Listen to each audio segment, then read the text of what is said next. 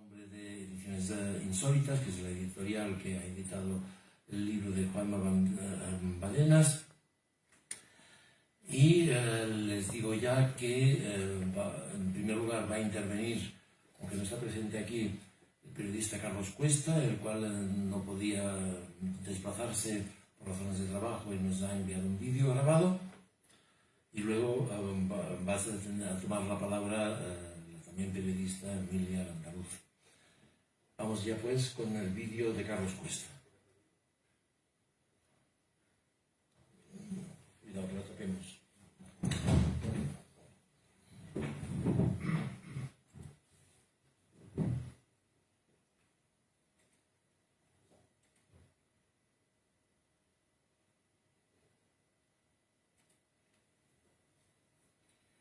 Bueno, muy buenas y muchísimas gracias a todos por estar aquí en la presentación del libro de Juanma. Yo no voy a hablar de cómo científicamente se ha implantado, para eso tienen ustedes el libro, lo explica de maravilla Juanma, y yo no voy a explicar esa faceta, cómo se ha ido implantando este complejo, esta cuestión en la cual parece que la gente de derecha, liberales, conservadores, cada uno de la facción que quiera ser o cada uno de la rama que quiera ser de derecha, parece que tenemos la obligación de estar acomplejados cuando escuchamos a gente del campo ideológico de la izquierda. Yo no voy a hablar de eso, básicamente porque está perfectamente descrito en el libro, pero sí voy a hablar de otra cosa.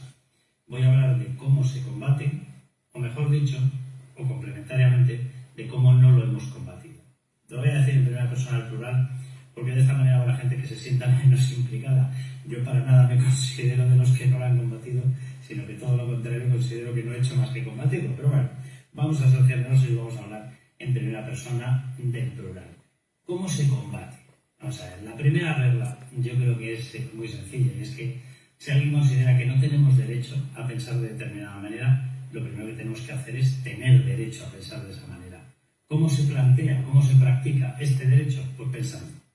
¿A qué me estoy refiriendo? Voy a poner ejemplos muy claros. Si una determinada moda, si una determinada corriente mediática, si una determinada corriente opinativa decide que, por poner un ejemplo, no puedes plantearte que no todo cabe en una democracia porque hay una cosa que se llama Estado de Derecho y que, por tanto, un grupo de personas golpistas, separatistas, deciden que van a rebautizar sus delitos y los van a llamar derecho a decidir, pues tú tienes todo el derecho del mundo a decir, ¿verdad? Es que en la Constitución española parece que sobre toda España decidimos todos. Y por tanto, si decidimos todos, y eso está consagrado por una norma, que es la Carta Magna, que es la Constitución española, unos señores no pueden decidir al margen de todos los demás, ¿verdad? Vale. Pues lo primero que tienes que hacer es concederte el derecho a pensar esas afirmaciones. Ellos tienen estrategias, y ellos sobre todo utilizan la lengua, y utilizan el complejo haberte aislado de una masa y de una tendencia, de una corriente dominante. Pero hay que tener valor, y hay que tener las cosas muy claras, y hay que tener sobre todo la conciencia de que tenemos derechos, y que esos derechos no pueden ser pisoteados. Voy a poner otro ejemplo que yo creo que es muy obvio. Si en un mundo, en un momento, o en una España, en la cual no se nos hace más que bombardear con la violencia de género, no puedes replantear las leyes de violencia de género que ha planteado la izquierda. Si tú las planteas es que pasas a ser homófobo. Si tú cuestionas que se tiene que vulnerar la presunción de inocencia de un hombre por el hecho de ser hombre en el momento en el que reclama determinada custodia, si vas a plantear eso, que sepas que te van a llamar facha, que te van a llamar heteropatriarca. Repito, que te van a llamar homófobo, que te van a llamar todo lo que se les pase por la cabeza. ¿Vale? Repito, la misma regla. Es muy sencillo. Me paro y lo pienso. Digo, ¿tengo derecho a pensar distinto? Sí, tengo derecho a pensar distinto. ¿Estoy obligado a ser uno más de los borregos de la manada? No, no estoy obligado. ¿Vale? Lo pienso. Oye, si llegamos a la conclusión de que efectivamente, pese al artículo 14 de la Constitución española, va y resulta que tienen que ser tratados de forma distinta hombre o mujer, mujer o hombre, pues maravilloso. El que llegue a esa conclusión, que tenga las santas narices de defenderlo. Lo digo sin ninguna ironía. Pero ¿y si llegamos a la conclusión contraria? Si llegamos a la conclusión de que los derechos y libertades los tenemos por el hecho de ser personas, que da olímpicamente lo mismo porque precisamente somos nosotros los que planteamos, o yo, los que planteamos que tenemos todo el derecho del mundo a exigir una igualdad plena. Y que esa igualdad plena tiene que partir precisamente de la base de considerar a las personas personas, portadoras de derechos y libertades. Y que da olímpicamente lo mismo si eres hombre, mujer, si te sientes hombre, si te sientes mujer. Que da olímpicamente lo mismo el tipo de sexo en el que te quieras incluir, o que da olímpicamente lo mismo si tú en esos momentos eres heterosexual, eres homosexual o que lo que te dé la gana ser. Pero que tienes todo el derecho del mundo a reclamar un trato igual. Y que en ese trato igual ni tan siquiera se te tiene que preguntar si eres heterosexual, si eres homosexual, si eres transexual o si eres lo que te dé la gana sexual, básicamente. ¿Vale? Pues si tienes derecho y llegas a la conclusión de que tienes ese derecho, atrévete a plantearlo. Y atrévete a que por mucho que te griten y te digan eres un heteropatriarca, eres un carca, eres un facha, y es que me da lo mismo lo que me estáis diciendo. Porque yo he llegado a la conclusión de que quiero defender esos derechos, básicamente porque son los míos. Voy a poner otro ejemplo, que yo creo que es muy sencillo de ver de qué es lo que está ocurriendo en España y cómo durante muchos años la gente de derechas estaba complejada. ¿Vale? El derecho a la vida. ¿Vale? Si yo llego a la conclusión de que es complicado tener todo el resto de derechos, el derecho a la propiedad privada, el derecho a unas comunicaciones libres, el derecho a movilidad, el derecho a montar una empresa, el derecho o la libertad de pensar lo que me dé la gana, de expresarme, la libertad de prensa. Si yo llego a cualquiera o llego a la conclusión de que tengo derecho a cualquiera de esos derechos, será complicado que piense que para tener o ejercitar esos derechos no tengo que tener uno previo, el derecho a la vida. ¿Vale? Perfecto. Pues si yo llego a esa conclusión, tendré que atreverme a defenderlo. Y por mucho que me digan, eres un carca, eres un caspas, no, ni soy un carca, ni soy un caspas. No, es que tú lo haces porque estás invadido por una creencia religiosa. No, lo hago porque creo en los derechos fundamentales de la persona. Y es muy complicado que yo llegue a tener libertad de expresión si no existo. Y es muy complicado que yo pueda llegar a tener o a montar una empresa dentro de mi libertad y mi derecho a crear una empresa si no tengo vida. Y es muy complicado que tenga derecho al trabajo si no tengo vida.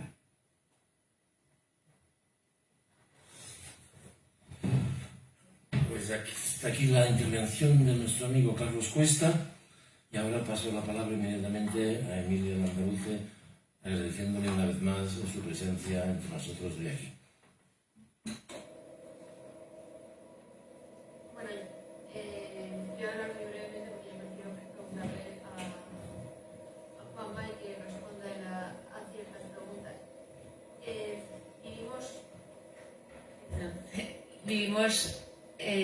Voy a decir que prefiero tener un coloquio con Juanma, que será más ágil que meter yo aquí un rollo.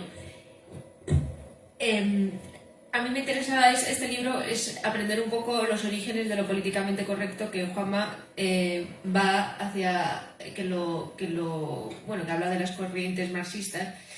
Y dice una cosa que me parece más interesante, que existe lo políticamente correcto en China o en los países árabes. Pues no existe. Es una cosa que es meramente occidental y que ataca directamente a los mayores fundamentos, a los principales fundamentos de Occidente, que es la libertad. Eso que ahora se dice tanto en Twitter, que es una cita excesivamente manida de no estoy de acuerdo con lo que dices, pero estoy dispuesta a morir para que lo puedas decir, pues eso ya no pasa. No creo que se deba tanto a que sea una corriente de algo de izquierdas o de derechas. De hecho, mucha gente de izquierdas ha firmado, entre ellos Pinker, por ejemplo, ha firmado, o la de Harry Potter, ha firmado manifiestos en contra del exceso de corrección política. O sea, que J.K. Rowling no puede decir que una mujer es una mujer y no un ser gestante o un ser menstruante, le ha costado un boicot por parte de la comunidad trans. O no por parte de la comunidad trans, de cierto establishment que es el que hace rentable lo políticamente correcto. Porque en eso sí estoy de acuerdo con lo que dice, por ejemplo, autores como Murray o Chrisley. Es mucho más barato ser políticamente correcto, sale más barato tener un consejero delegado gay, aunque sea o no sea el mejor, eso es independiente, que a lo mejor no hacer un héroe que afecte a los mayores de 55 años. Es igualmente discriminatorio. Yo creo que lo políticamente correcto es la coartada de los ricos para poderse saltar en muchos casos las reglas. Ahora hemos vivido 2 episodios políticamente que denotan mucho la dictadura, porque al final no deja de ser bueno, es un pensamiento totalitario más que una dictadura. Recientemente uno de los casos ha sido la semana pasada con lo del asesinato al pobre chico Samuel, en el que ni siquiera se podía decir que los chicos no conocían a los chicos, los asesinos deleznables, bueno, ojalá se pasen en la cárcel 30 años, no conocían al muchacho, que sí, que era gay, y a lo mejor no le conocían. Pero ese maricón, perdón, que muchos decimos al hablar, negar que eso fuera un ataque homófobo, eso ha costado que te tacharan de negacionista, que es una palabra generalmente aplicada al campo semántico del Holocausto, que se ha puesto de moda utilizarlo para cualquier causa políticamente incorrecta. Y ahora volvemos al gran tema de esta semana, que es lo de Cuba. ¿Es decir que Cuba es una dictadura es políticamente incorrecto? Pues por lo que hemos visto, sí. Porque es lo que está diciendo gran parte de la izquierda. Entonces yo le quiero preguntar a Juanma que a qué se debe si eso está relacionado por las raíces marxistas, que hablamos un poco que el marxismo, al darse cuenta que ha perdido la lucha de clases, va a la lucha de identidades. ¿Es por eso?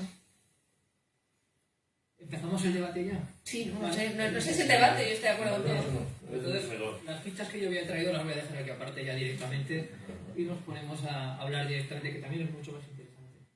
Bueno, antes de empezar yo quería agradeceros a todos que estéis aquí, a mi querido amigo Javier por haber editado el libro tan políticamente incorrecto que se llama Contra la corrección política, aunque él en esto de las incorrecciones políticas tiene mucha experiencia, porque además de ser el director de Ediciones Insólitas es el director del Manifiesto, que como reza en su propio título es un periódico políticamente incorrecto por naturaleza. Política y socialmente.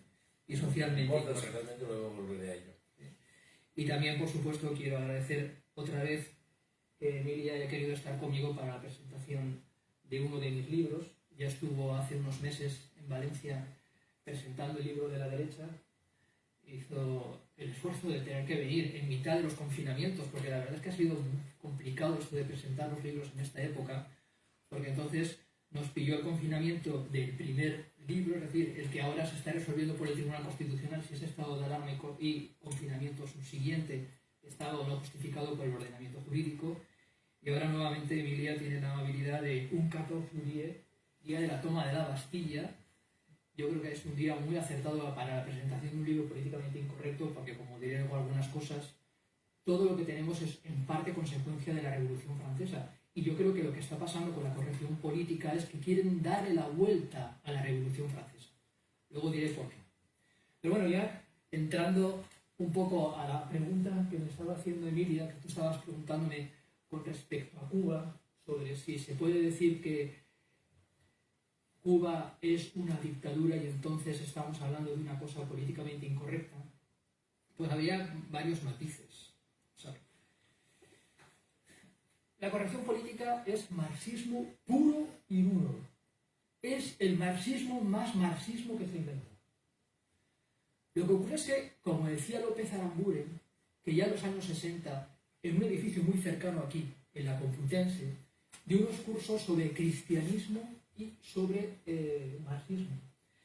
Y entonces, lo que vino a decir López Aramburen es que el marxismo es, hasta cierto punto, una herejía del cristianismo, en la medida en que se apoya en algunos de los principios que habían sido generados por el cristianismo para luchar justamente contra el cristianismo para generar una nueva ortodoxia. En lo que estamos es en una guerra de ortodoxias. El origen de la corrección política también tiene ciertos matices religiosos, porque en la época de Enrique VIII se estableció el acta de supremacía, por la cual por primera vez en la historia una sola persona tuvo a la vez el poder divino y el poder terrenal. Y entonces empezó a establecer los principios de la corrección política porque entonces en la Inglaterra de aquel siglo lo que estaba proscrito, de lo que se hacía burla, de lo que no se podía hablar, era del catolicismo. Hay una frase que se decía entonces que decía: papa significa means pay pay, es decir, papa significa pagar y pagar. Es decir, y todo lo que tenía que ver con el catolicismo se convertía en algo que era hasta innombrable. De hecho, cuando a Tomás Moro lo ejecutan, se ejecuta el primer acto de corrección política porque no solamente se le ejecuta, lo cual ya se hace por sus ideas, porque era católico, sino que además se le silencia. No se podía ni siquiera hablar de la muerte de Tomás Moro. Y sus libros, todo lo que había escrito, quedó absolutamente silenciado y no se pudo hablar de ello durante décadas porque se estableció una corrección política. Entonces, como el marxismo es un monstruo, ¿por qué no vamos a decirlo? Es un monstruo que tiene 1000 cabezas y que ha ido evolucionando conforme ha ido pasando el tiempo, gracias a la influencia, como tú decías antes, de Marx, pero también como consecuencia de la influencia de Mao Zedong, como consecuencia de la influencia de Trotsky. Hay que pensar que la expresión, las ideas correctas del partido, es una expresión que se inicia por Mao en 1929 y que también se utiliza por Trotsky en 1932. Después hablaremos, si queréis, un poco sobre la escuela de Frankfurt, que yo creo que ha sido una de las bases de todo lo que ha sido la evolución terminológica y la evolución conceptual y de las bases de la corrección política. Lo que hace es generar, digamos, una serie de tabúes, porque la corrección política se apoya fundamentalmente en dos pilares, que son el marxismo, como estábamos diciendo, y, por otra parte, el psicoanálisis. Y entonces, lo que se hace es generar una serie de conceptos, una serie de ideas de las que prácticamente no se puede hablar. Entonces, en el punto en el que nos encontramos, ¿por qué no se puede decir que Cuba es una dictadura? Pues yo pienso que no se puede decir simplemente porque los que están en el poder en este momento en España son políticamente correctos, por supuesto, y porque son izquierdistas. Y como la corrección política no es ni más ni menos que el marxismo evolucionado y todas, como decía Gustavo Bueno, todas las ideologías, entre comillas, de izquierdas, porque no sé si se puede hablar de muchas ideologías, porque en realidad es una gran izquierda. Como toda la izquierda, en realidad, mama del primer punto del manifiesto comunista de Marx y Engels, cuando habla de que en la historia siempre ha habido una lucha de clases donde ha habido opresores y oprimidos, y el principio es que el izquierdismo se basa en la idea de que toda la política se tiene que realizar para redimir a los oprimidos, para tratar de conseguirles en esta tierra lo que los opresores, los ricos, los patricios en el principio, después los señores durante la Edad Media, luego los burgueses hicieron con ellos. Pues como se supone que Castro lo que hizo fue una revolución para redimir a los oprimidos, cuando se ataca a quienes han defendido a los oprimidos, estás actuando o estás diciendo cosas que son políticamente incorrectas. Pero en realidad yo creo que si en España no tuviésemos en este momento un gobierno socialcomunista, que es la quinta esencia de la corrección política, yo creo que de todos los países europeos, quizá España en este momento esté en el termómetro de la corrección política en uno de los puntos más altos, porque están haciendo algo muy importante, que es cambiar la moral de la gente a través del derecho, a través de las leyes. Entonces, si no tuviéramos este gobierno y tuviéramos un gobierno, por ejemplo, del PP, como hemos tenido en otro momento, a lo mejor no se consideraría tan políticamente incorrecto decir que Cuba es una dictadura. Bueno, pero Cuba, por ejemplo, está haciendo todo lo contrario a lo que dicta lo políticamente correcto, porque es un gran burdel. O sea, es explotación de la mujer. Y luego, pues mira, incluso Fidel habló bien de Franco, cuando fue Suárez en el 81 a La Habana, dijo, el propio Fidel dijo que quería agradecer al anterior jefe de Estado que durante los años más duros del bloqueo mantuviera la línea que existía entre Madrid y Cuba. Pero ¿por qué esa resistencia a denegar lo que los hechos? Bueno, también lo hemos visto que se negaban los hechos. O sea, me parece más significativo lo que ha pasado la semana pasada con el asesinato de Samuel. Las pruebas nos dicen que esos chicos no sabían que Samuel era gay de verdad, y ha habido manifestaciones diciendo que se le ha matado por gay. Entonces, ¿por qué los hechos no triunfan ante la corrección pública? Tú pones un ejemplo muy habitual, que es el de los enfermos, el de la tasa de enfermos de SIDA en el 2006.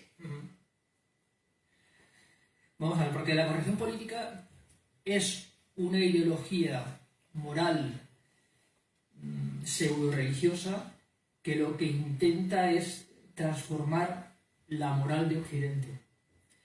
Cuba no es estrictamente Occidente. La concepción de Occidente la crea Jean-Paul Sartre en el año 1961, cuando le hace el prólogo a un libro catastrófico, de los peores libros que se han escrito en la historia de la humanidad y que forma parte de los planes de estudio de muchas universidades norteamericanas, que se llama La liberación o algo así de los oprimidos, de Frank Fanon, que es un martiniqués que estudia medicina en la Universidad de la Sorbona y que al escribir ese libro establece una serie de conceptos que tienen que ver con la unión de lo negro y de lo árabe. Y Jean-Paul Sartre dice, es que los europeos hemos cometido un holocausto. Todos los europeos. Francia la primera. Porque, y miente, dice, hemos matado los franceses a 1 millón de argelinos. Pero además hemos explotado a los habitantes del continente africano y también de Asia. Y esto lo hemos hecho los europeos. Y tenemos que pagar por ello. Hemos cometido uno de los mayores crímenes que se puede cometer en la humanidad, hasta el punto de que Jean-Paul Sartre, que casi nadie lo sabe, pero Stalin lo invita en los años 50 a la Unión Soviética como uno de los pocos intelectuales que se podían considerar como prestigiosos de Europa por sus ideas claramente marxistas. Y entonces Jean-Paul Sartre dice, los culpables somos Europa. Y además de Europa, la supereuropa que se llama Estados Unidos de Norteamérica. Entonces, ¿a qué se circunscribe la corrección política?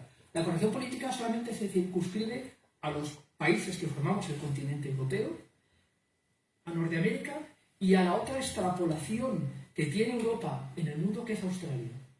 Fuera de eso, en cualquier sitio puede haber maricones, mujeres que son completamente avasalladas, personas que son sometidas a un régimen de esclavitud, como por ejemplo en Qatar, donde se están construyendo unos estadios de fútbol en un régimen de semiesclavitud, de sol a sol, por trabajadores que vienen de Asia o de África, que les pagan unos salarios verdaderamente ridículos, y en donde la gente no suele conocer el régimen jurídico de esos países. Esas personas, cuando entran a trabajar en Qatar, tienen que firmar un contrato de padrinazgo, en donde hay un señor de allí, que suele ser una persona de la oligarquía catarí, que les firma, digamos, que la aceptación de poder entrar. No pueden abandonar el país sin el permiso del padrino. Si esto no es esclavitud, se le parece bastante. En China hay una religión formada por una serie de personas que, por pertenecer a esa religión, se les ha metido en la cárcel y se les ha condenado a muerte. Y como en el derecho chino es posible que las ejecuciones no se produzcan en el momento en que se dicta la sentencia, sino que se puede producir la ejecución en el momento en que el gobierno chino decida, pues se les ejecuta cuando hay demanda de órganos que son compatibles para otra persona que esa persona que va a ser ejecutada posee. Y nadie habla de ello. Y nadie habla de que se les esté privando del derecho a la vida, ni que se esté realizando tráfico de órganos. Y si eso no es políticamente incorrecto, ¿qué es políticamente incorrecto? Lo que ocurre es que estamos en esa situación que es haber hecho que solamente se aplica la corrección política, solamente se hace crítica en los países europeos y en Norteamérica. Sí, pero bueno, perdón. El tema que yo creo que ni más se ha dado cuenta de ello, si aquí cae aceite, se puede limpiar, pero si impregna aceite la moqueta, es muy complicado sacar todo el aceite. A nivel científico, estaba en el medio de frente a verte, y estábamos gente que no eran izquierdas, científicos, concretamente separando células madre de la sangre. Y una de las charlas, el biólogo estaba comentando, cuando viene una atleta, va a tener hematocrito, Estábamos separando plasma rico en plaquetas, de hematocrito, de glóbulos blancos y de plasma pobre en plaquetas para luego trabajar con él. Y como descartamos los glóbulos blancos y los glóbulos rojos, todo el hematocrito, queremos solamente el plasma rico en plaquetas, dice cuando venga una atleta va a tener mucho más plasma, mucho más hematocrito, lo tiramos, no pasa nada, y como sabemos todos, el hombre va a traer más hematocrito que la mujer, pues tampoco nos interesa nada más la fase 2 del plasma, que es la que utilizamos. Y una de las cirujanas de 50 años, que me consta que es de izquierda y que tiene muy buena formación, salta, ¿y por qué una mujer tiene menos hematocrito que un hombre? Me estás diciendo eso. Y hubo un silencio tremendo en la sala, nadie se atrevió a contestar. Y yo le dije, porque eres fértil. Antes de ser fértil tienes el mismo hematocrito que yo, y después también. Entonces, hasta ese nivel, ella lo sabía, pero está tan impregnada en la sociedad, a nivel global y a nivel transicional, que ya no se puede decir ni en una reunión científica en la que estamos sacando sangre y analizando células madre que biológicamente una mujer en estado fértil tiene menos hematocrito. Entonces, a ese nivel de impregnación estamos. Nada más era eso. Muchas gracias. Quisiera intervenir por mi parte un momento para subrayar un elemento del que se habla poco. Es que en realidad, si pensamos bien, el nombre este que está totalmente aceptado y obviamente hay que usarlo, yo mismo lo uso en mi propio periódico, este nombre de lo políticamente incorrecto es malo. Es incorrecto a su vez en la medida en que hace pensar en que se trata de una cuestión política, una cuestión de determinadas ideas, de unas determinadas opciones, de unos determinados gustos. Y la cosa va, lo que está en juego, va infinitamente más allá de todo esto. Lo que está en juego es simple y llanamente nuestra civilización en cuanto tal. Aquí lo que se está poniendo en juego por parte de la ideología de género y todas las demás aberraciones análogas son las bases antropológicas mínimas sobre las cuales todas las sociedades han existido hasta con sus múltiples, infinitas y contradictorias formas hasta el día de hoy. Y en esta puesta en cuestión de nuestras bases civilizacionales mínimas, lo que predomina es un sentimiento al que tú, Juan, te referías hace un instante, de autoodio profundo. Lo que a mí me sobrecoge en todo esto es el autoodio hacia ellos mismos, en la medida en que toda esta gente les guste o no, lo reconozcan o no, forman parte de Occidente y de nuestra civilización. Civilización que es lo que está puesto en la picota, que es lo que es despreciado, que es lo que es rechazado, como demuestra, por ejemplo, una cosa tan sencilla y tan clara, tan contundente, como son las imágenes de ciertas manifestaciones feministas. No sé si las ha habido aquí en España, en todo caso, sí las ha habido en Alemania y en Holanda. Tengo los vídeos y los he utilizado en diversas conferencias que he dado.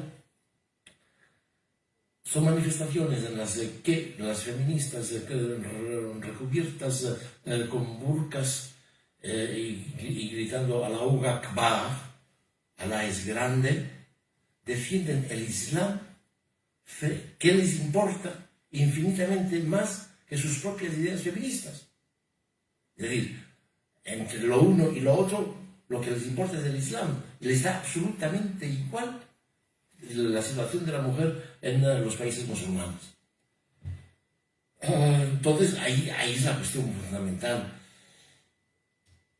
que creo que debemos tener muy claramente en cuenta todos nosotros, y por la que importa movilizar todo el sentimiento nuestro para darnos cuenta de que estamos al borde de un precipicio, y esperando que al estar al borde del precipicio y antes de caernos del todo en él, pues esto nos permita sobreponernos y escapar del mismo.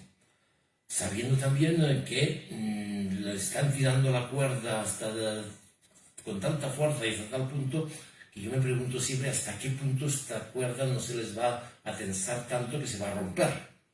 Es de esperar y de desear que esto suceda. ¿No crees, Juanma? Sí, creo que tienes en parte razón, que efectivamente se les puede llegar a tensar tanto la cuerda que se les pueda romper. Todo depende, evidentemente, de cómo reaccionemos nosotros, de cómo reacciona el resto de la gente. Si reaccionamos cogiéndonos de hombros y con la indiferencia, evidentemente no hay nada que hacer. Hombre, yo creo que el otro día entrevistaban a Quentin Tarantino por el libro que ha sacado su película de Érase una vez en Hollywood, que vamos, que Érase una vez en Hollywood es una crítica total relativismo y a lo políticamente correcto. Y decía que cree que tal y como van las cosas, que en 4 años pues habría lo políticamente correcto estaría totalmente pasado de moda. No sé si es un wishful thinking, pero yo sí empiezo a detectar, o sea, la carta que firmaron los intelectuales de izquierdas de Estados Unidos en contra de la corrección política son señales de que esa corrección política ha sobrepasado los límites. Y al mismo tiempo, a mí me interesa mucho esa tesis que tiene Juanma, que, o sea, siendo la corrección política una cosa marxista, ¿por qué la gente con dinero, o sea, por qué las grandes corporaciones se pliegan tan fácilmente? Y cuando se pliegan las grandes corporaciones o las universidades, te ves obligado a plegarte porque, o sea, te ponen un anuncio y tiene que ser una transexual negra y coja y la tienes que poner, y por supuesto tú haces temas de transexuales negras y cojas que tienen hematocritos, los mismos hematocritos que los hombres. Entonces los medios te pliegas a cosas porque no te quiten esa publicidad, por ejemplo. ¿Por qué los grandes capitales se pliegan a lo políticamente correcto? Me has leído el pensamiento. Cuando has empezado a decir esto es justamente de lo que yo quería hablar, lo cual hay una sincronización bastante clara. Vamos a ver, es una pregunta que me hice justamente a la hora de escribir el libro. Porque yo había estado en varias universidades norteamericanas y allí sabéis que hay grandes mecenas, que son personas adineradas. Está la Ivy League, que es la liga de las universidades más prestigiosas de los Estados Unidos, formada por Yale, Princeton, Harvard, Stanford, etc. Y todas, Columbia. Esas universidades suelen aparecer casualmente siempre en los 5 primeros lugares del ranking de Shanghái, que es la que clasifica las mejores universidades del mundo. Cuando una de las españolas entra en el número 200, aquí saltamos de alegría.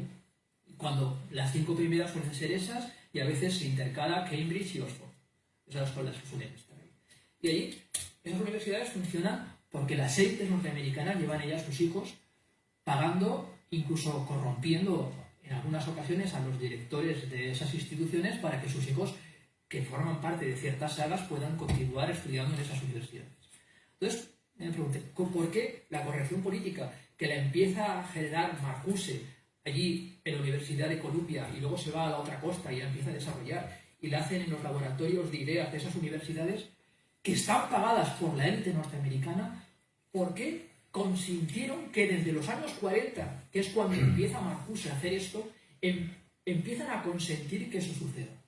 Bueno, pues al principio yo creo que les pasó inadvertido, es decir, que las élites La plutocracia norteamericana, que es la que ha puesto dinero para que se construya esta corrección política, por lo menos en los últimos 20 o 30 años, yo creo que en un primer momento iba a la suya. No le dio demasiada importancia a eso. En un momento determinado se dieron cuenta los plutócratas mundiales que esto les venía muy bien. Les venía muy bien porque desde el punto de vista del psicoanálisis, y como han escrito algunos sociólogos durante algún tiempo, como de lo que se trataba es de generar una actitud permisiva en la sociedad, en donde lo que se prima fundamentalmente no es que haya deberes, sino derechos de los hijos con respecto a los padres, y por tanto también de los que se consideran débiles y oprimidos con respecto a los opresores, porque en esta idea los padres somos opresores y los hijos son oprimidos siempre. Pues entonces lo que se intenta con la corrección política en parte es generar un mercado universal de personas que apetezcan aquello que en ese momento se les antoje, ya fuera ser un smartphone, o sea una prenda de determinada característica, consumo de ciertos productos de televisión o de cine o de lo que sea. Entonces, en un momento determinado se dan cuenta los plutócratas, se dan cuenta de que a través de la corrección política se difunde lo que se llama la moral del progenitor atento, que decía Lakoff, que es un tipo de moral consentidora que responde al principio de publicidad que dice tenlo porque te lo mereces, porque es que tú te lo mereces todo. Entonces, se dan cuenta de que con la corrección política se puede destruir las estructuras que hacen diferentes a las personas, especialmente el mejor mercado de consumidores que hemos sido hasta ahora, que somos los europeos y los propios norteamericanos. Entonces, si destruimos las estructuras a través de las cuales las personas tienen, digamos que, apetencias diferentes, y vamos a un mundo en el donde esa idea única, ese pensamiento único, esa corrección política única se extienda hacia todos, se puede conseguir que todo el mundo piense prácticamente igual y con lo cual pueda consumir el mismo tipo de productos. Yo no soy ni pro vacunas ni antivacunas, pero se da la casualidad de que han conseguido, sea por la razón que sea, la primera ocasión en donde un producto está siendo aceptado por todo el mundo en cualquier parte del mundo, que es la vacuna. Están consiguiendo que se pueda hacer eso que deseaban estos, que es producir una cosa y que la misma cosa sea deseada por personas en cualquier parte del mundo porque todos quieren la misma cosa. Para eso lo primero que hay que hacer es destruir las estructuras que diferencian a las personas, como son el sexo, como es la familia, como es la religión, como es el propio derecho de cada uno de los países, romper todas esas barreras y de esa manera unificar el mercado. Por eso la coincidencia. Lo que pasa que, y perdona que me extienda un poco más, aquí estamos en una guerra de dos tontos útiles. Los marxistas siempre consideran que apoyándose en cualquiera, al final, en la situación de crisis, serán ellos los que triunfarán. Y los que tienen el dinero piensan que utilizando a los marxistas, que son los que ponen las ideas, van a conseguir ellos sus objetivos. Yo estoy de acuerdo con Steve Bannon. Y pienso que va a haber en el futuro una gran revolución. Y que las masas reaccionarán, como tú decías, porque esto al final se convertirá en algo insostenible. Pero, entre otras razones también, y perdonad porque me extiendo un poco más en el tema, porque estamos al final del capitalismo. Y en el final del capitalismo va a haber una gran crisis.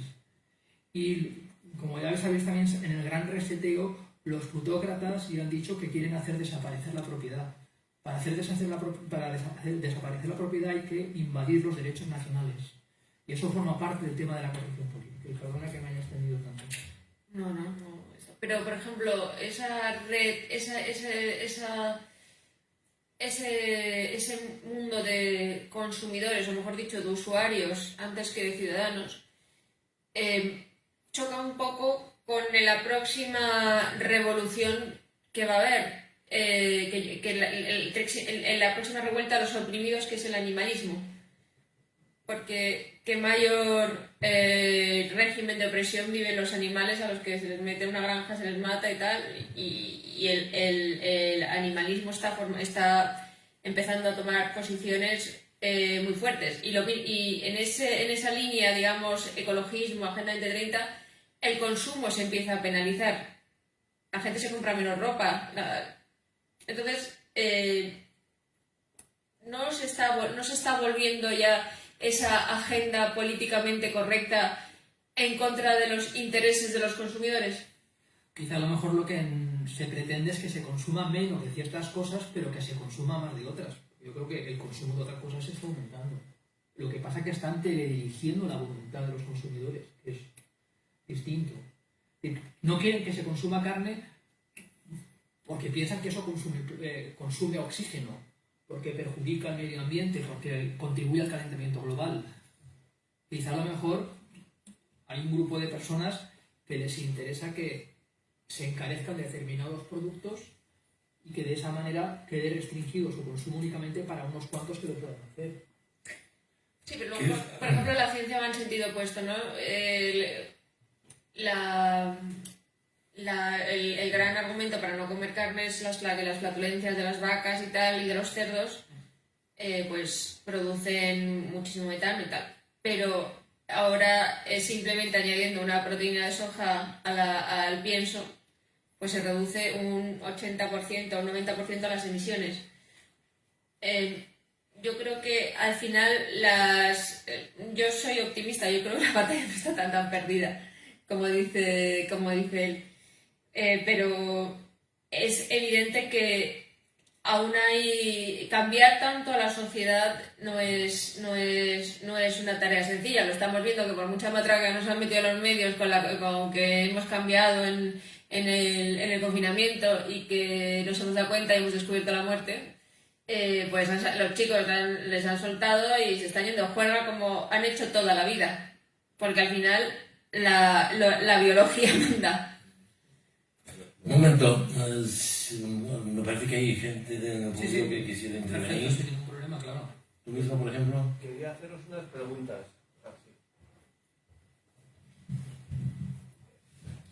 En esto de lo políticamente correcto, este monstruo de 1000 cabezas que has mencionado, son preguntas para la mesa en general, ¿eh?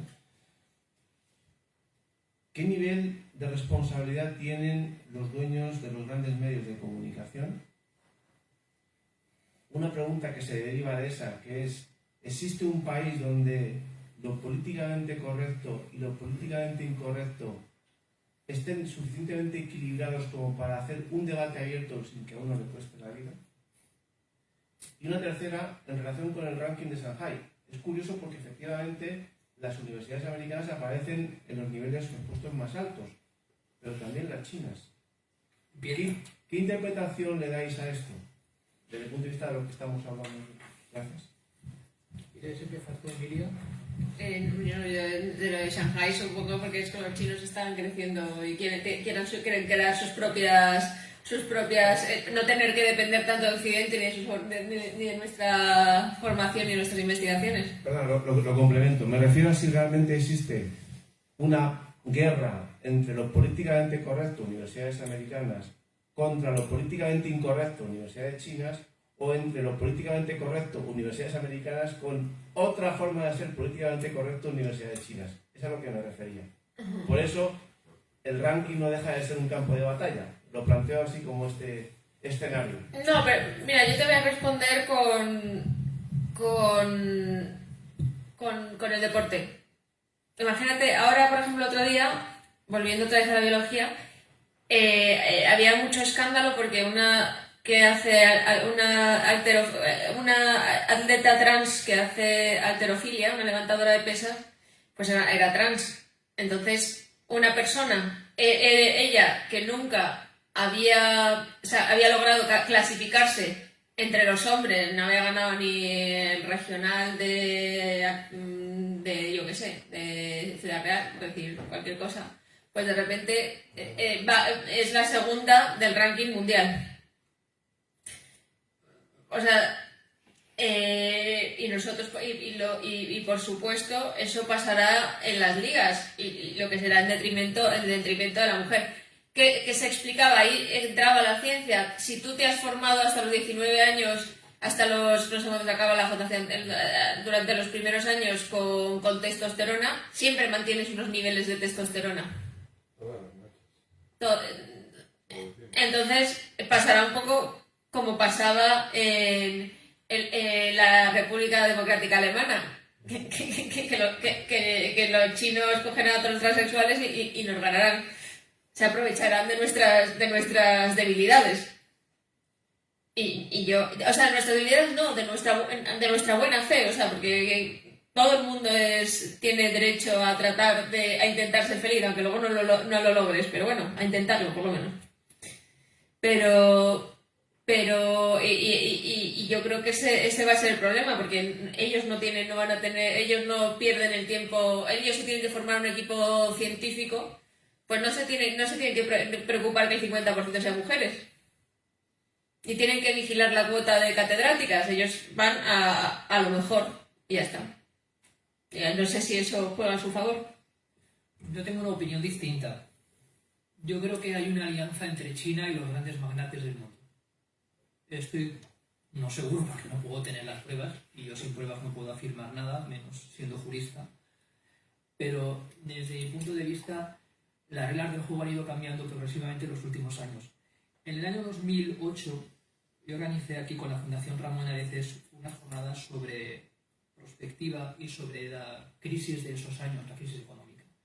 Y vino el director de IRIS, el Instituto de Research en Investigación de París, y estuvo también Carlos Malo de Molina, y le pregunté a Carlos Malo de Molina: Carlos, ¿tú cuándo piensas que acabará esta crisis? Dale, 2008. Me dijo: evidentemente, cuando un chino y un español ganemos lo mismo. Es decir, cuando se equilibren los mercados. Bueno, pues yo creo que se está produciendo no un equilibrio en los mercados a nivel general, pero sí un equilibrio de estrategias. China es una empresa. El Partido Comunista Chino tiene que ver con el tema de la corrección política mucho, porque lo más vivo que hay en el mundo, desde el año 1929 que lo creó Mao, es el Partido Comunista Chino. Y el Partido Comunista Chino es el propietario de todos los medios de producción y de la riqueza de China. Y se ha convertido en un actor económico mundial de un gran peso, que ha comprado la deuda de la mayor parte de los países. Por tanto, es un actor económico de primera magnitud. Claro que está entrando en los rankings de Shanghái y de todas las partes, evidentemente. Si es que el que ha creado el ranking de Shanghái es él. Es que es el árbitro al mismo tiempo que el jugador en esa partida. Y luego es el que está invirtiendo como uno de los inversores de las universidades norteamericanas. No recuerdo ahora porque no tengo los datos en la cabeza, pero una de las últimas cosas que la administración Trump dijo fue que habían descubierto a unos señores chinos que estaban trabajando en una universidad norteamericana como investigadores y que habían sacado de ahí una serie de datos e información que posiblemente se podía haber utilizado en los laboratorios de Wuhan. Y allí hubo una investigación del Attorney General de Estados Unidos. Es decir, hay una cosa que, como hay tanta información, que ha quedado tapado, pero está ahí. Yo es que creo que en este momento no existen grandes discrepancias, o existen muchas posibilidades de que se puedan poner de acuerdo señores como Bill Gates y Hombre, pero lo que están haciendo es que las nuevas centrales nucleares, que son súper seguras, son súper productivas, apenas dejan residuos. Aquí en Europa y en Estados Unidos hemos renunciado a la energía nuclear y esto, que es una cosa que creo que lo está haciendo Bill Gates, pues lo están haciendo en China, pero porque nosotros hemos renunciado en pos de la corrección política. Y yo creo que cuando no tienes límites, pues, o sea, cuando no tienes límites, pues ellos tienen ventaja. Y lo de los dueños de los grandes medios de comunicación, preguntaba si el nivel de responsabilidad de los dueños de los grandes medios de comunicación en esa corrección. Preguntaba inicialmente el nivel de responsabilidad de los dueños de los grandes medios de comunicación en esa corrección política y si había en algún país un debate equilibrado entre la corrección política y la incorrección política, que fuese un debate abierto que a uno le costaba la vida. Yo creo que en todo Occidente es igual. O sea, yo creo que en Estados Unidos no es fair and balance, como dirían de esto, pero o sea, también los grandes medios de comunicación están sujetos a cuestiones publicitarias. O sea, tú, por ejemplo, no puedes hacer una revista de moda políticamente incorrecta porque te quitan toda la publicidad. Bueno, es que los medios de comunicación son también empresas. Dicho sea de paso, a mí nadie me ha censurado nunca en el mundo. O sea, porque afortunadamente también vamos a un nuevo cambio de paradigma y es volver a conquistar al usuario, al lector. No vivir tanto de la publicidad como volver a ser útil para una serie de lectores. Yo creo que también ese tipo de cosas ha ayudado al declive de los medios. O sea, plegarse tanto a la corrección política ha ayudado al declive de los medios porque pues, estamos en cosas que no son verdad. O sea, se publican cosas que no son verdad, se publican que feminista que la señora transexual de Australia pues gane la medalla de plata. Cuando es... Han perjudicado a las mujeres. Exacto. Pero eso no se puede decir porque está... La otra pregunta que quiero decir, ¿qué incidencia tienen las redes sociales en la corrección política? Bueno, pues mucha, porque las redes sociales actualmente son el medio de comunicación más extendido. Y además es una manera como otra cualquiera de transmitir ideas, lo mismo que a través de la prensa o a través de la televisión o a través de la radio. Lo que ocurre es que además se da la circunstancia de que los propietarios de las grandes redes sociales son los mismos interesados en que haya corrección política. Entonces ahí se están juntando dos cosas, el medio y el fin. Entonces es una situación francamente peligrosa. Otra circunstancia también importante es que las redes sobrepasan como quieren con la corrección política las barreras nacionales. Yo digo muchas veces que si desaparece la nación, desaparece el derecho y desaparece la soberanía nacional. Y claro, la única manera de contrarrestar estos poderes que tienen esas empresas universales, y las que controlan las redes son empresas universales, es establecer derechos que establezcan una serie de fronteras y restricciones que protejan a los usuarios que están dentro de su país. Pero ellos lo que quieren justamente es hacer volar por los aires las naciones. ¿Por qué? Porque si tú quitas las fronteras desaparece el derecho, ya no hay regulación, pueden hacer lo que ellos quieran. En realidad nos estamos dirigiendo a un mundo del gobierno de las corporaciones. Sí, incluso algunas corporaciones a nivel mundial funcionan como si fueran verdaderas administraciones públicas. Tienen trabajadores, los trabajadores los gestionan como si fuesen sus ciudadanos súbditos. Y yo creo que el deseo de quienes tienen ese control, que a su vez son los inversores de grandes fondos, de grandes sociedades anónimas mundiales, lo que quieren es dirigirlo todo a nivel mundial sin restricciones nacionales. Bueno, pero es que, por ejemplo, La Nación, que es una creación del siglo XIX, ¿quién no dice que no esté destinada a morir? Todo está destinado a morir. Sí, entonces... Pero lo que a mí me llama la atención es que en el devenir histórico, Ortega decía que la historia es un proceso. Y lo mismo que los imperios suben y bajan, y unos caen y otros reaparecen y los sustituyen, siempre ha sido todo por un proceso de evolución natural, más o menos. El problema es que la corrección política es una construcción artificial, por la cual se está intentando en décadas acelerar un proceso que a lo mejor habría durado siglos. Pero tú que eres, por ejemplo, tan defensor de Trump, ¿por qué no, que pudo haber legislado en contra de estos grandes actores, digamos, Facebook, que al final han sido Twitter, Google, ¿por qué no actuó? Supongo que Algo porque no le dejaba.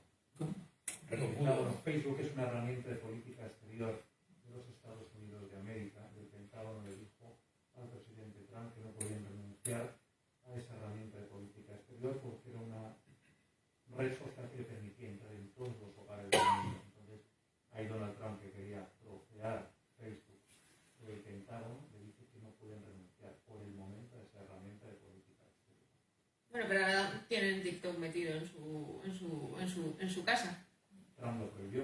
Ya, pero no... Claro, es que ya no está Trump. No, pero o sea, simplemente podía haber dicho si estas grandes redes sociales, y aquí va a robar mi casa, que actúan como editores.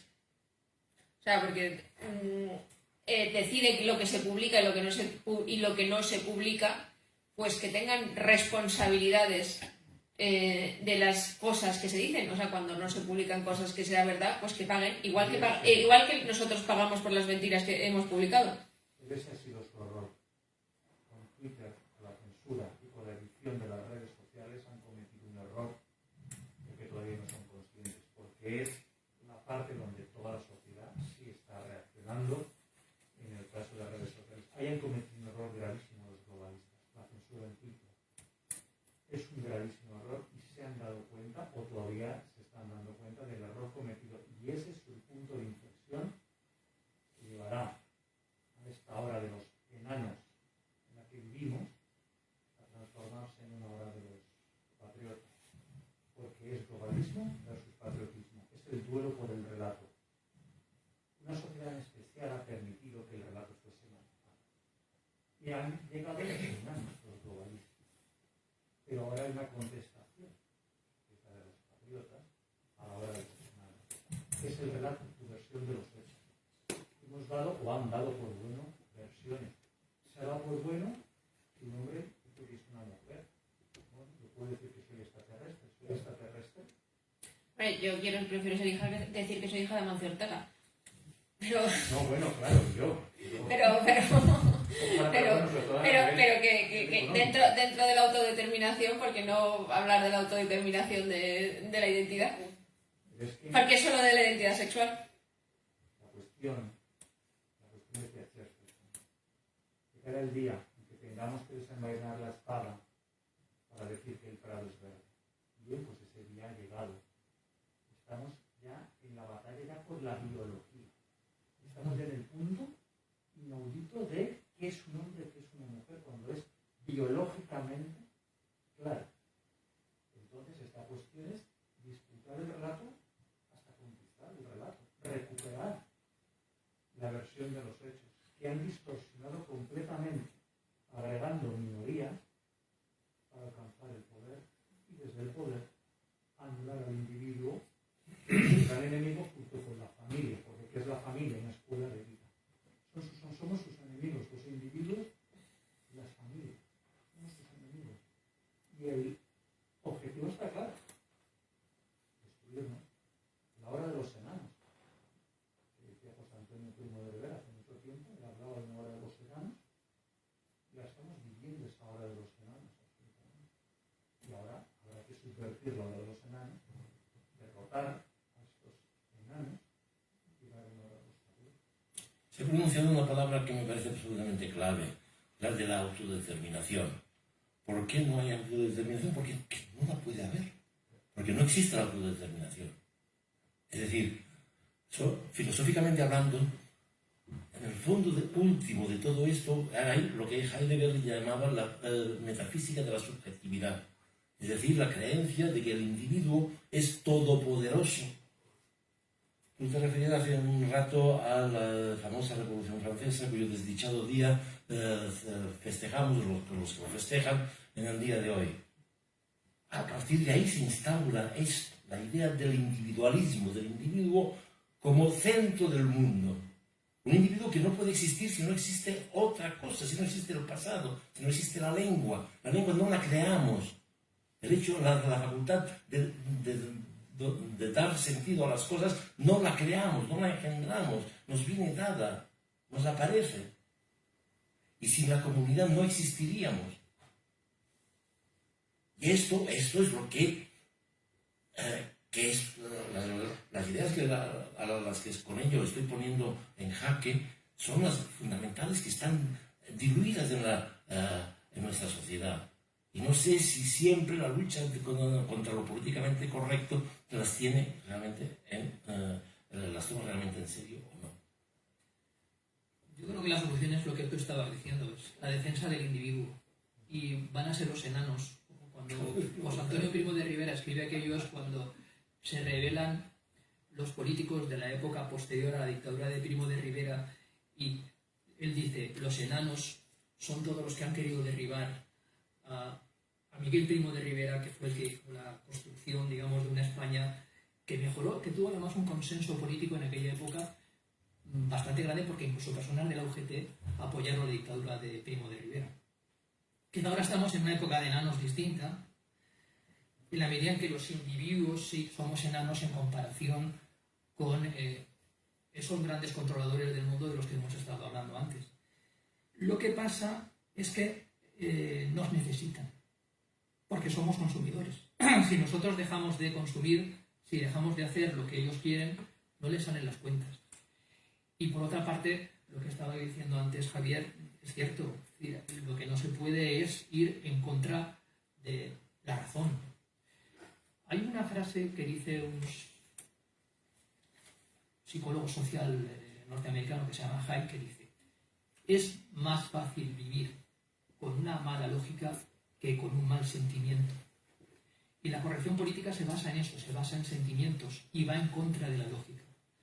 Lo que pasa es que llega un momento en que el hombre, a pesar de que le bombardeen con sentimientos a través de las redes sociales, a través de los medios de comunicación, a través del cine, a través del teatro, a través de la publicidad, a través de los gabinetes psicológicos, hay que pensar que todos los gabinetes psicológicos del mundo occidental han sido fraguados a través de las ideas psicológicas que se han creado originariamente en las universidades norteamericanas, que todos los maestros y toda la pedagogía occidental se apoya en las ideas pedagógicas que han sido inventadas y generadas en esas universidades norteamericanas que han generado la corrección política. Pero llega un momento en que el individuo dice, vamos a ver, pero esto no es así. Entonces, hay una cosa que decía antes Carlos Cuesta, que tiene que ver con la manera en que debemos enfrentarnos con este tema de la corrección política. Y yo creo que la mejor manera de defendernos frente a la corrección política se llama haciéndoles pasar el ridículo, haciéndoles claramente autores de la ridiculez. Es decir, pero ¿no te das cuenta de que lo que estás diciendo es absolutamente ridículo? Porque va en contra de la lógica. Hemos de darle la vuelta a esa frase.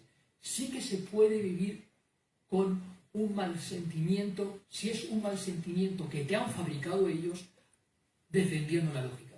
Hay un concepto que nos han bombardeado durante las últimas décadas en psicología y en pedagogía y en relaciones humanas en general, que se llama la inteligencia emocional.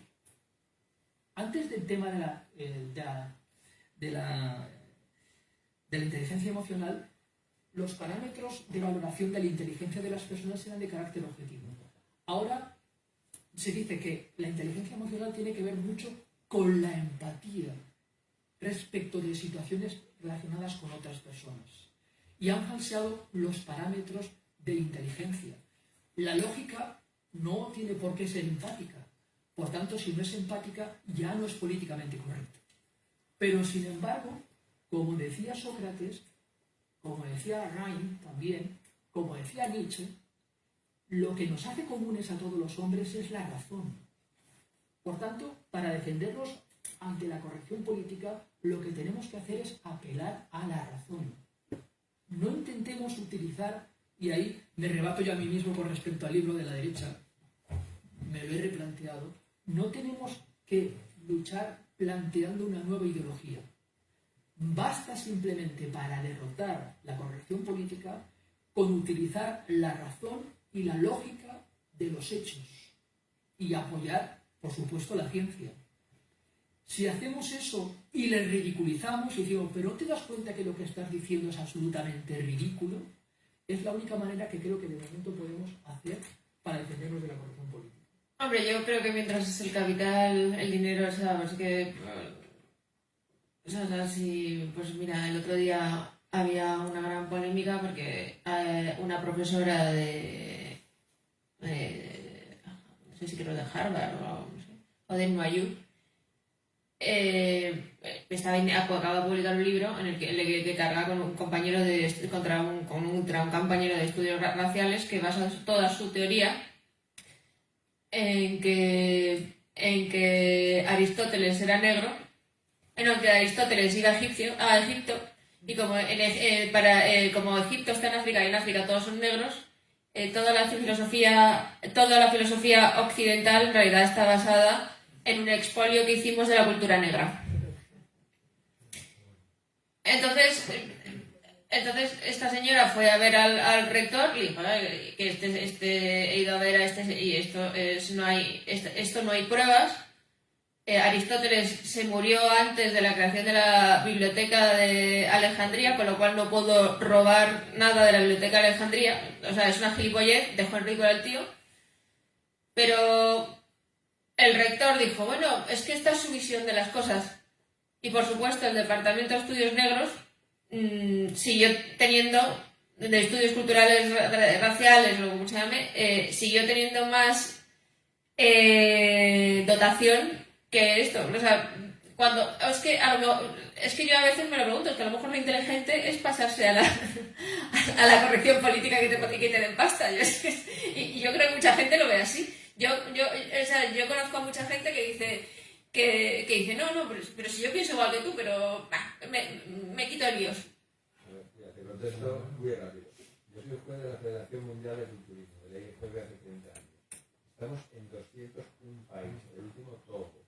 Tenemos que llevar un transexual y un paralítico a la competición, si no somos precisamente correctos. Por un lado. Y por otro lado, no, eso es cierto. Tú has visto las fotos.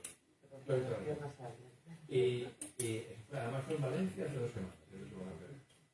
Entonces, por otro lado, la revolución... El paralítico era yo. El paralítico era yo. Entonces, ¿tú has visto las fotos o no? Hombre, el paralítico era yo, claro, no me veo las fotos. Por otro lado, como que hacer nosotros hacemos todos, pues no dan todos, la gente, ¿quién se pone en frente de una internacional revolución? Los que no tienen nada que perder. La gente humilde ha perdido la ideología y quieren comer. Entonces, eso está hasta los huevos de la corrección política. Y la gente, aunque sean de derecha, pero tienen dinero, esos siguen con la corrección política. Aunque luego en privado tienen dinero. Perdóname, pero eso es lo que estoy viendo. Hombre, claro, pero si... O sea, yo digo que la única esperanza que hay realmente es bueno, yo soy andaluza, pero de la gente de las 3.000 viviendas que se quiere ir a la playa en su coche diésel a comerse su bocadillo. Y porque ese es su lujo. Y si se lo quitan y es su modo de vivir, pues esa es la esperanza. Lo que pasa es que la articulación, no hay una articulación... Mira, no hay una articulación, aunque hay de derecha obrera como sí la hay, por ejemplo, en Francia. Aunque, digamos que la gente joven, y ahora que estamos todos así, habéis nombrado a José Antonio, la gente joven de izquierdas, entre ellas está Ana Iris Simón, reivindica mucho a Ramiro Ledesma Ramos. Es una nueva corriente que hay dentro de la juventud. Mi hijo de 16 años, entonces a su cuarto, está con la Play y tiene de fondo un carasol rapeado. ¿Es cierto o no? ¿Es cierto o no es cierto? Me quedé sin polvo, me suena.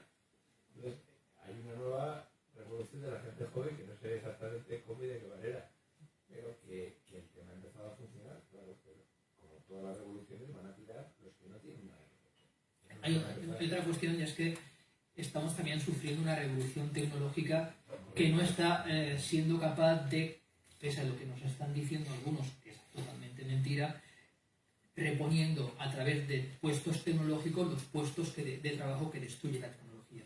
Por tanto, hay una generación de personas que no va a tener puestos de trabajo. Y esa es la revolución que viene. Porque en el capitalismo al que vamos, lo que importa no es la mano de obra, lo que importa es solamente el capital, la rentabilidad del capital. Entonces, claro, si tienes dinero para dar el salario mínimo vital ese que propone Unidas Podemos, puedes tener a esas personas más o menos contentas porque mientras están cobrando están felices. Pero si no tienes ese dinero para dárselo, entonces, ¿qué ocurre con esas levas de personas que van al paro indefectiblemente? Alguna reacción van a tener. Hay un documental muy interesante al que antes he hecho una referencia de Steve Bannon, que se llama Dharma, que es el destino que tiene cada una de las personas, y Steve Bannon en ese documental, donde uno de sus peores enemigos le hace precisamente las preguntas, dice, es que vamos encaminados a una revolución porque esto es absolutamente insostenible. Entonces, va a saltar todo por los aires, corrección política inclusive, porque es que no les va a dar tiempo a sincronizar, digamos, el cambio moral, ideológico, político que ellos pretenden con el cambio económico. El cambio económico va incluso más deprisa. Entonces, pues a lo mejor llegará un momento en que las masas van a saltar. Es que yo creo que el debate está en quién se lleva detrás de sí a las masas. Si va a ser ese marxismo que piensa que a través de la situación que se ha planteado, que es por lo que igual está Pablo Iglesias apoyando la Agenda 2030 y apoyará la 2040 y apoyará la 2050, o si puede haber otra alternativa que no suponga eso y que sea también capaz de captar a todas esas personas que van a estar descontentas con el sistema. Hombre, lo que es evidente es que para tener el salario mínimo y tal, pues o esquilman a las clases medias y a los que tengan un duro o un piso bueno, porque eso es al final el impuesto de patrimonio será quien tenga un piso de 1 millón de euros, que en España pues hay bastantes. Pero la tasa Google, Europa no la pone. Luego de la gestión de la pandemia, yo como médico, hablando de la rural, hay una bomba en Santiago Bernabéu o en el campo de Barça, o en los dos, mueren 200.000 personas. Una semana de luto nacional y seguimos todos trabajando. La gente se está muriendo de hambre en muchos hogares. Yo hablo de millones que no entran un duro en casa. Que no entran, pero no han dejado de trabajar la gente. Pero eso también hay que decir que, o sea, yo que hago bastante campañas electorales y siguiendo y tal, a Ayuso no le decían comunismo libertad, a Ayuso le daban las gracias porque les dejaran trabajar. Claro. Y la gente está muriendo de hambre. No olvidemos que el Partido Popular tiene una concejalía 2030 en el ayuntamiento con el mayor poder adquisitivo de España, que es Pozuelo de Alarcón. Es que, claro, la cuestión es quién tiene que arreglar esto, que desde luego no lo va a arreglar un partido del sistema. Como decía Donald Trump, llega la hora de los patriotas, el futuro será de los patriotas o no será, porque mientras en Pozuelo de Alarcón el Partido Popular tiene una concejalía para implementar una agenda siniestra y globalista como 2030, y conoce a la gente el Pozuelo de Alarcón, mayor poder adquisitivo, mayor renta per cápita.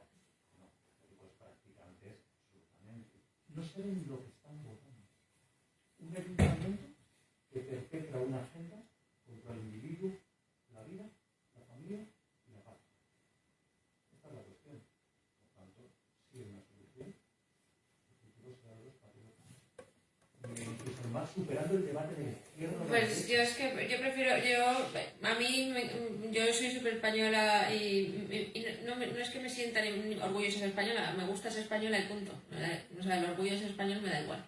Pero sí le digo que yo prefiero que la revolución la hagan los ciudadanos. No hay No contradicción. son conceptos, porque puede haber una patria sin ciudadanos. La hubo. ¿Dónde? Pues en muchas... Digamos que en China hay una patria, hay ciudadanos. ¿Con derechos? No. Pero es que el hecho de que el concepto patriota, tal y como se hace, lo hace Donald Trump, o a día de hoy lo puede hacer el presidente Duda de Polonia, o el presidente Orbán de Hungría, el concepto patriota está vinculado al individuo, a sus derechos y a sus libertades que están siendo pisoteadas por unos enanos y unos burócratas que están imponiendo una agenda globalista, socialista en todo el mundo. El concepto de patriota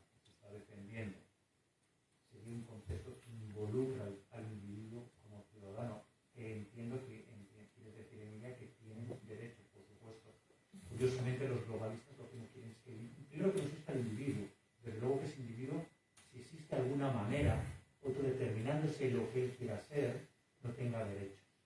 Entonces, la situación se lleva de un punto, como dijo Chesterton, desenvainar la espada para defender que el prado es verde. Y hay que desenvainar la espada para decir que el prado es verde y no tolerar la farsa del relato que están promocionando los globalistas. Y el futuro será de los patriotas. Sí, pero es que una patria, una patria sin ciudadanos, sin derechos, pues, a mí me parece que estamos yéndonos del debate, pero No, estamos en el centro del debate. Decía Ramiro Ledesma precisamente, la patria es el centro de los que no tienen dinero. Los ricos son los que se pueden permitir el lujo de no tener patria, y ahí lo estamos viendo. El concepto de patriota es ese concepto de tener algo común, donde eres un individuo libre, con derechos, y que compartes un esfuerzo, una gesta, una unidad de destino. sí, pero por ejemplo, eso entra, yo prefiero pensar no en la patria, sino en la nación, que me interesa, que me parece que como terminología, porque sin nación no hay ciudadanía, y sin ciudadanía no hay derechos. Entonces, no, ¿va a defender a un ciudadano de Sevilla en una Europa sin nación, sin naciones? Pero el concepto pasa a ser, es una Europa de las patrias. Yo soy ciudadano del mundo. Yo soy ciudadano del mundo. Y luego es lo que dices, Antonio Primo de Herrera hablaba de la función social de la propiedad. Son las clases pobres las que están siempre. ¿Quién se pone delante de un tanque? El que no tiene para dar a sus hijos. El que fabrica los tanques, no. Pero no, pero si el problema es que vamos a una sociedad en la que ¿quién tiene los pisos? ¿Quién tiene los pisos? No, pero Hay clase media, hay dos géneros, hay clase media y hay clase media. Hay gente pasando mucha hambre y oligarcas, nada más. ¿No hay más? Yo estoy de acuerdo en que efectivamente, si no hay nación, no hay derecho. Y si no hay derecho, no hay protección. El derecho se inventó para que los débiles se pudieran defender frente a los poderosos. Si no, no haría falta el derecho. Porque si fuera la ley del más fuerte, el más fuerte económicamente, el más fuerte políticamente, el más fuerte en todos los sentidos, físicamente, se impone y ya está. sí, pero si vamos por ejemplo, podemos ir a una Europa de las regiones en vez de las naciones y tener una patria que sea la patria catalana y la patria andaluza y la patria tal, y eso es ser patriota. Si no hay nación... Yo soy más partidario del concepto nación que de patria, porque el concepto nación es el que verdaderamente establece la soberanía nacional. Y la que te da la titularidad de derechos... Pero la patria es indisociable de otro concepto, que es el de la historia. Es decir, si te pones a dispersar todas nuestras identidades a nivel de la patria chica, a nivel del terruño, como lo llamaba José Antonio, ahí está muy bien, muy legítimo, evidentemente, pero esto no es la unidad de destino que importa cuando hablamos de nación o de patria. Porque ahí lo fundamental es de saber que el individuo, para ser persona, y para no quedarse sumido dentro de lo otro, a lo que nos lleva el individualismo consustancial al liberalismo, que es la gregarización, la sumisión al hombre masa. Para eso hace falta que haya un aliento colectivo, algo que está por encima del capricho individual. Porque en últimas, en cierto sentido, todas estas idioteces de lo políticamente correcto y de las ideologías de género se basan en una idea, la de que el capricho individual, yo puedo hacer lo que me dé la gana y punto, y ya está. Y no, en absoluto. Hay cosas que no se pueden, afortunadamente, por lo demás. Yo creo que los que no somos de izquierdas tenemos un problema, que estamos divididos en dos partes. Tal y como yo lo veo desde hace algún tiempo. Digamos que al concepto de derecha se puede llegar por un sentimiento espiritual, que es el del patriotismo, o por un concepto racional. El concepto espiritual es ese que se basa en el pasado, en la tradición, en el honor, en la nobleza, en la belleza, en esta cosa que el mundo No, contemporáneo... la gente racional ni tenemos ni honor, ni belleza, ni las cosas. Nos gusta, no sé, nos gustan los dientes de Pablo Iglesias y todo lo demás. Es que yo creo que es el punto en el que estamos, y de ahí las dos almas de la derecha.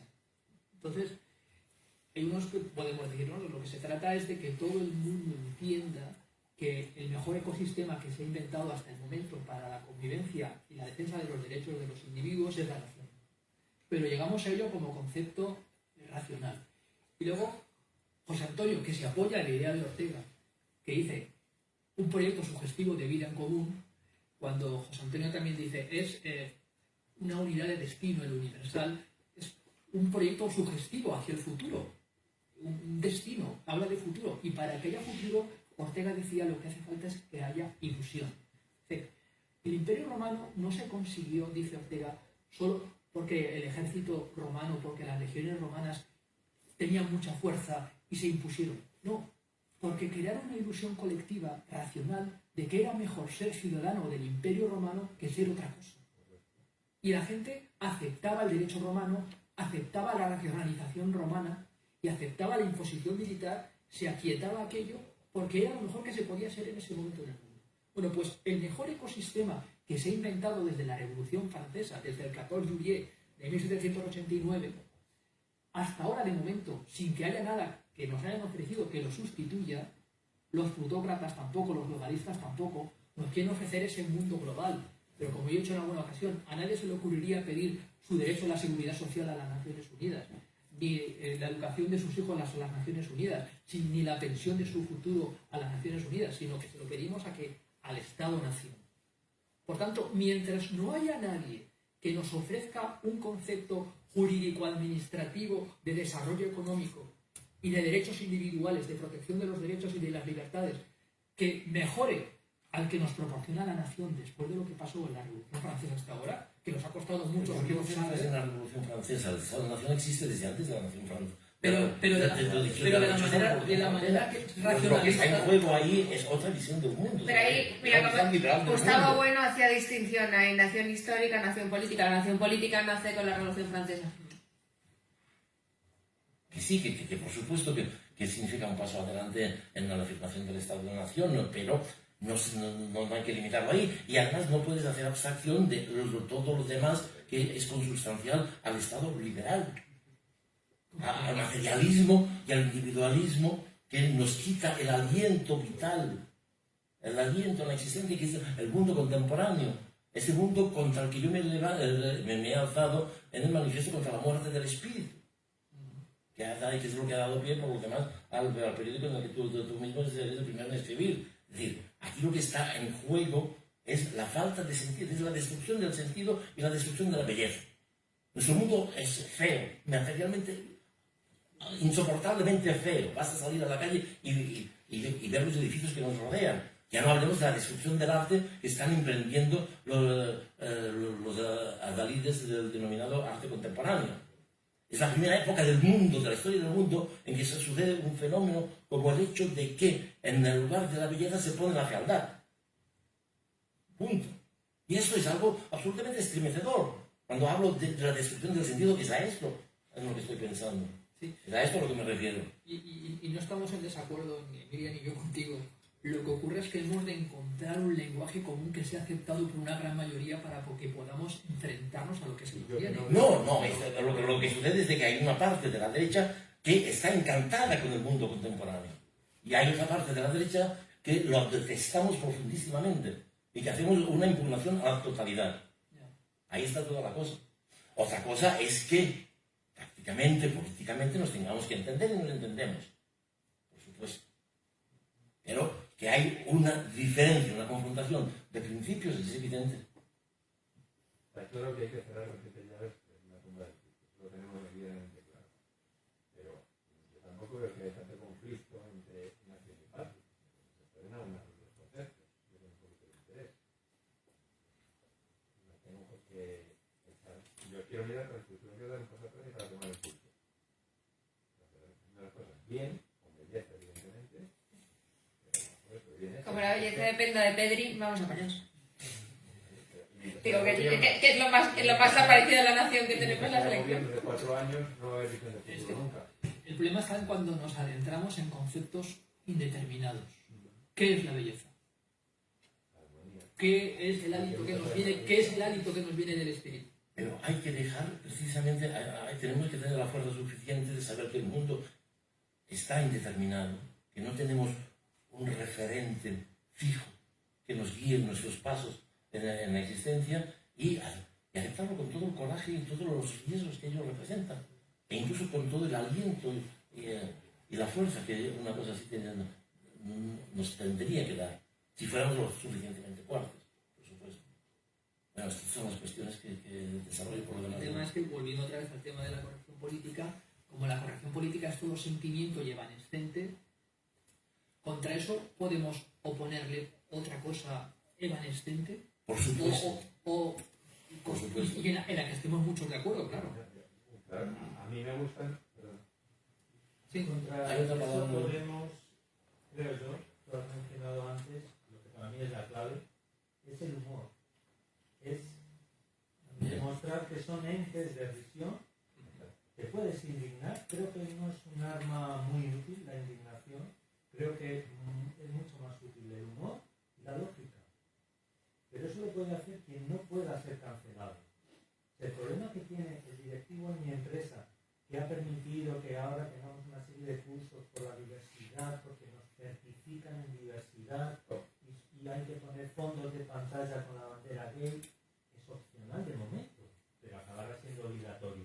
Entonces, esa persona, este directivo, no puede oponerse a la corrección política que exige que mi empresa, para vender o para ser admitida en determinados mercados, tenga que tener estos certificados eco, no sé qué, diversidad, 200.000 temas de este tipo, ¿no? Esos a lo mejor no lo pueden hacer porque son cancelados, que es la respuesta a la corrección política. Porque si no te hicieran nada, como es una gilipollez, pues te ríes de ellos y punto. Y lo haría también el poderoso. Lo que pasa es que los pequeños, que no enanos, porque algunos podemos ser pequeños y no ser enanos, en el sentido de que mencionaba el compañero, sí podemos hacer algo. Y desde mi punto de vista es el humor y la lógica. Creo que sí, son armas para frenar esta deriva, ¿no? Ni siquiera te puedes reír porque te van a cancelar, te tienes que callar la boca. Ya, pero eso no tenemos que perder nada, y mucha gente pequeña no tenemos que perder nada, y podemos defendernos. Nos pasamos el día votando, cada vez que pones un comentario en una red social o cada vez que hablas con un compañero, y se puede hacer sin herir o sin faltar el respeto a la persona, pero obviamente faltar el respeto totalmente a la idiotez que esa persona ¿No? Y en el boca a boca con nuestros compañeros de trabajo, con nuestra familia, con nuestros amigos, en el gimnasio, en el campeonato de culturismo, donde sea. El catejón que era antes la iglesia. Yo también, yo soy mucho más optimista porque por un lado está la conversación mediática y por otro lado la conversación social. Y en la conversación social fluye un magma que a veces pasa desapercibida a los medios, pero que luego se manifiesta, pues, como fue la victoria de Trump, pues pues que se votara no en Francia la Constitución Europea, por ejemplo, que es que para mí el inicio a lo que fue la alt-right, por así decirlo, no, para mí no es el Brexit, es cuando se votó no a la Constitución Europea en Francia. Entonces, ahí yo creo que sí hay una serie de conversaciones que por no ser políticamente aceptables las vemos, pero que la gente las piensa y la gente reaccionará cuando vea que le están privando le están quitando su manera de vivir. Pero repito lo de antes, igual que la gente le sueltan y le importa no importa nada y se va, y los chicos, pese a que les han dado la matraca, se van de juerga y se contagian todos, pues es que es la vida, es así, y la vida fluye. Bueno, si queréis que levanten las personas que quieran la mano para que hagan las últimas preguntas, y lo que vamos a hacer, como se están haciendo las 8 un poco más, haremos un turno final. Podemos intervenir los de la mesa en una última palabra, pero primero, por favor, los que queráis preguntar, podéis hacerlo ahora. Sí. Yo era más que una pregunta, un comentario que creo que estaría bien definir un poco más qué es corrección política, porque me parece un término muy ambiguo, porque creo que todas las sociedades necesitan corrección política para poder existir. Entonces, lo que se debate aquí es si la corrección política que se ha impuesto ahora es la que necesitamos como sociedad para sobrevivir o no, o nos está llevando a la ruina, y los motivos por los que se está imponiendo esta versión de la corrección política en otro. Entonces, creo que habría que definir inicialmente a qué nos referimos con corrección política, porque no tiene por qué ser malo en sí mismo. De hecho, creo que es vital para todas las sociedades tener una corrección política, porque no pueden permitir todo tipo de opiniones en su seno porque se desintegrarían. Necesitan predominar unas sobre otras. Y por lo que me parece importante clarificar esto de cara a continuar en los pasos siguientes de qué hacer o qué no hacer, porque si se mete todo en un saco, pues nos puede dispersar el camino subsiguiente. Y luego también me gustaría un poco comentar de cara a qué hacer, pues creo que lo que se está comentando de oponer burla o lo que sea, pues me parece que primero es una actitud reactiva, por lo cual ya vamos mal, y luego que exige una actitud heroica que casi nadie está dispuesta a hacer, primero porque la gente no tiene ni se lo plantea, y segundo no tiene ninguna necesidad. Ahora se ve con el tema de las vacunas que no sé si alguien aquí no estará vacunado, pero yo no lo estoy, y hay una presión social claramente de cara a la vacunación. Entonces, pues yo en mi caso, por motivos que no hacen nada el caso, pues la puedo resistir, pero entiendo perfectísimamente que la gente no tiene el más mínimo deseo de pasar por esa fase. Entonces, decir que no supongo que para cambiar esto debemos oponernos, pues creo que también es una forma de llevarnos hacia otro lugar. Y por mi parte, lo que creo que habría que hacer la gente más intelectual es hacer propuestas creativas de modelos reales. O sea, no gastar tiempo en combatir y en decir esto es un error, esto está mal, porque eso es un debate teórico que interesa muy poca gente. Lo que hay que hacer es construir algo que todo el mundo pueda ver e identificar como diferente. Y a partir de ahí ya pues alguien se podrá unir o decir, o habrá un debate o las fuerzas más poderosas lo machacarán, pero será algo visible. O sea, protestar y hacer tertulias de café por bien es necesario, porque siempre hay alguien que lo pueda identificar y se pueda sentir reconfortado viendo que hay alguien más que tiene la misma opinión. Pero creo que es una estrategia en paralelo a la estrategia clara que debe ser hacer propuestas creativas y constructivas. ¿Quieres contestar lo primero? No, yo estoy de acuerdo con ella, vamos, que en muchos aspectos creo que es lo políticamente correcto actualmente. Antes había un consenso de lo que era políticamente aceptable, que yo creo que está, y creo que era adecuado, era la dignidad y el respeto humano. Ahora eso no hay a otros hombres, mejor dicho, y el respeto a otras opiniones. Y ahora eso vamos, eso ya no existe. Y pero ¿qué se puede hacer? Pues hacer una propuesta, y yo también estoy contigo, que no basta con reírse y tal, hay que ir más allá y elaborar una propuesta y alternativa. Y ya está. Sí. Datos objetivos.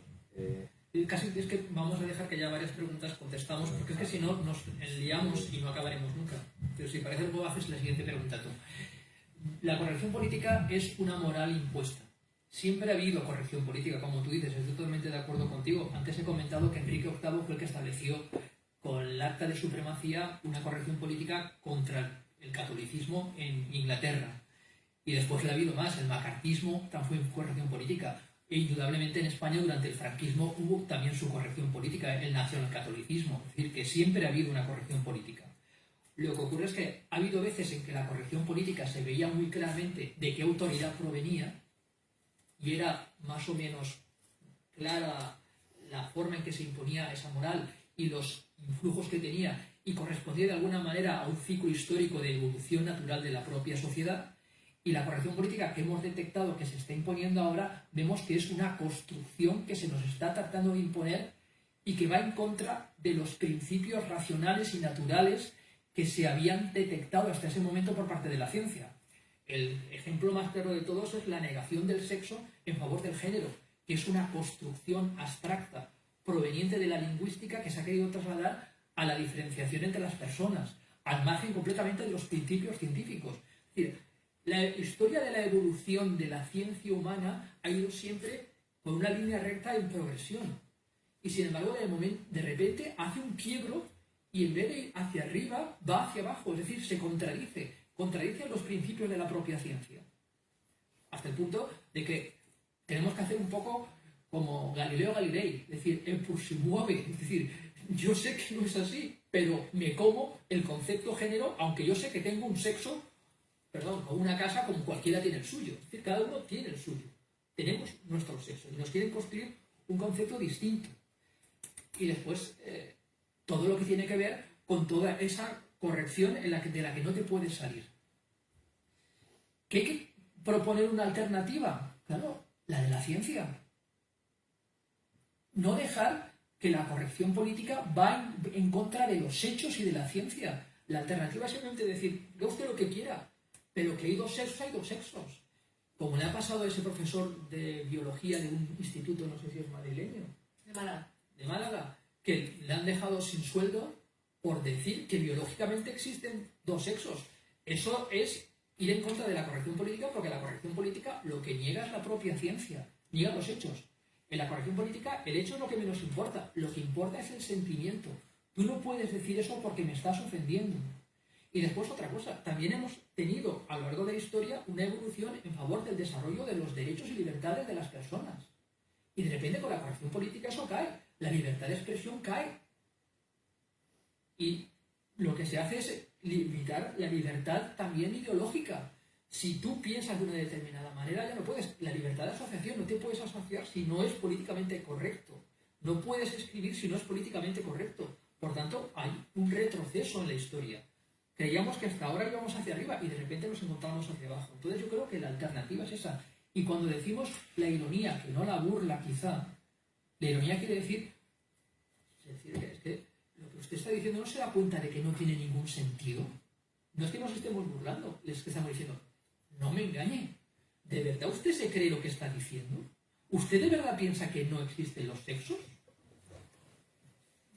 No sé si... pero efectivamente no se trata solamente de negar, sino también de construir, pero a veces construir es simplemente apoyarse en lo que realmente ya ha sido demostrado anteriormente. Una última intervención, sí, rápida. Datos objetivos. El cáncer de una mujer, mi mujer y su madre, de cáncer de mama, 15 días de vida. Cáncer de útero, de ovarios y tratamiento de próstata. ¿Vale? ¿Por qué? Porque eso es más fácil de curar, el que una gente muere, por eso he elegido ese, Luego, otra cosa, invierte salud mental. La libertad de la izquierda lleva pegándose con España, en el Parlamento Europeo, sin pandemia, había 1.500 suicidios anuales.